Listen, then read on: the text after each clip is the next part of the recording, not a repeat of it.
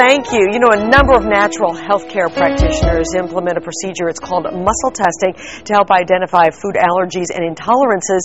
And here with us to tell us a little bit more is a natural healthcare expert. This is Mark Mincola. We're welcoming him back, and we're glad to have him back. Great to be back. Very nice to see you. The first thing I have to ask you is, what is muscle testing? It's a very simple procedure. There are different applications, Kim. This is pretty simple. You take a food, hold it close to a subject, test the arm, and if the arm is sensitive, goes down, gets weak, an intolerance is there. Really? Now, that doesn't necessarily mean that you're allergic to. No, not necessarily. We're talking about intolerances for the most part. There can be allergies, but for the most part, we're talking about an energy response. Someone gets sensitive, like when you're with people that make you feel a little weak. Foods have energy, people have energy. And if you have an intolerance for a certain food, what should be your response to that? Well, technically, if that food weakens that arm, it's your body talking to you saying, hey, let's try to sort of avoid that food a little bit. Okay, great. Why do you think that this is the way it works? Why does this happen? Well, you know, I think we're made up of energy. We don't talk about that very often, but again, if you're in the presence of somebody that uplifts you, makes you feel great, the presence of somebody else kind of makes you feel drained and depleted, food's no different. People and food both have energy. We just don't think in those terms. You're absolutely right. All right, so you're going to show me a little bit about it. We brought in some sample foods. I'm going to have you raise up your arm. And a little bit higher. Just resist good and strong. Make a fist, and you're going to resist. I'm going to hold this little box of oatmeal close to your body. Okay. That feels nice and tight, doesn't it? I hope so, because I eat it every day. Well, that's a good breakfast for you. Let's try apples. Hopefully that works. Great. And then I brought in some eggs here, and you resist. One more time, resist. Not too bad there. Let's go to celery. And hold. Not too bad there. And I brought in something just in case you're good and strong, and it's called sugar. Okay. And the reason I'm holding that up is because most people do... Let me try again. All right. So the reason I brought that in is because I think you're probably one of those really healthy people, responds great to whole foods for the most part.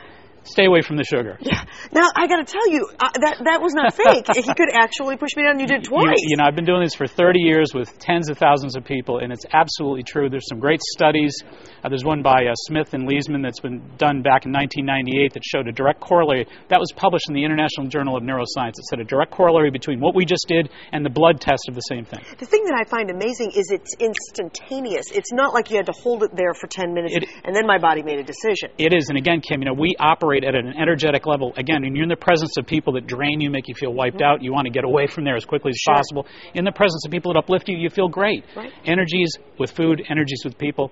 New sort of way to look at life. Clearly, this is something people can do at home. Absolutely, and that's the fun part about it. We're not asking people to really worry about this as a very, intensive kind of test. Have fun with it. Work with the people you love. Experiment with it. Eliminate those foods. See how you feel. Yeah, absolutely. Now, you're going to stick around today because you're going to talk to folks on the web. Tell me a little bit about that. Well, we're going to answer questions. Folks have questions about this particular procedure or other procedures because there's many different implications and applications for muscle testing. So we're going to answer their questions about, can I do this at home? How do I do it? What do I learn from it? What does it all mean? We'll be there for them. And if you do learn something from it, are there steps that you might necessarily take in the future to make things better? Absolutely. There are certain patterns that we can work with. In other words, if you're sensitive to a food just once in a while, you're not going to worry too much about that food. But if you check it week in and week out and you're continually sensitive, you might want to avoid that food. So we'll talk about how to apply some of these learnings. All right, great. So you go to myfoxboston.com, you get there to our homepage, and you're going to learn more about how you can speak to Mark. He's going to start in the next couple of minutes, and you're going to be here until the top of the hour. Okay, great. And also, and I'm digging on my papers here, Mark, bear with me. You've got something coming up. Oh, you're going to do some muscle testing training, is that right? We've got a class, an intensive all-day seminar program that we're going to be doing this coming Saturday, May 15th from 10 to 4, 145 Webster Street, Hanover, Mass. Folks can find out at the website maxhealing.com. You read that very well. Sorry.